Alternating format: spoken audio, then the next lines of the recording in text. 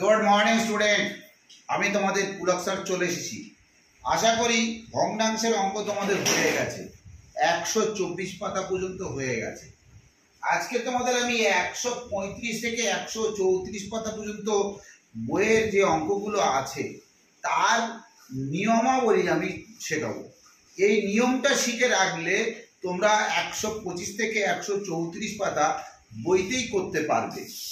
দেখো কি লিখেছি, দেখো দৈর্ঘ্য পরিমাপ। আজকের বিষয় হচ্ছে দৈর্ঘ্য পরিমাপ। এই দৈর্ঘ্য পরিমাপটা কি কি আছে, কি কি হতে পারে?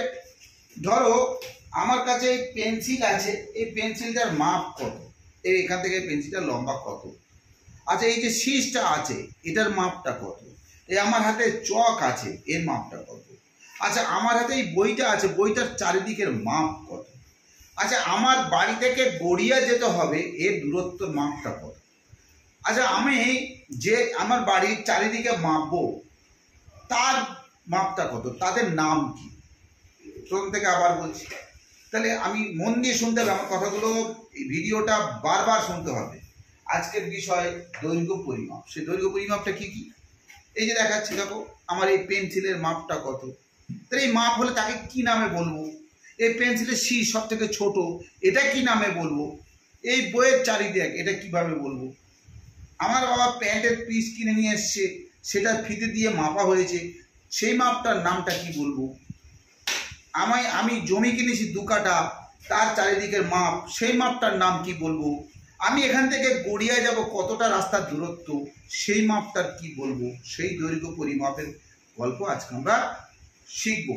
এটা জানতে পারলে যে আমি এই বিষয়টা তোমাদের যদি বলে দিতে পারি, তোমরা বুঝে যেতে পারো, তাহলে কিন্তু এই 125 থেকে 134 পাতা অঙ্কগুলো করতে কোনো অসুবিধা হবে না। একটা ছড়া, এটা মুখস্থ রাখবে। কিল হেঁকে ডেকে মারো দেশের শান্তি মিলিয়ে। কি বললাম?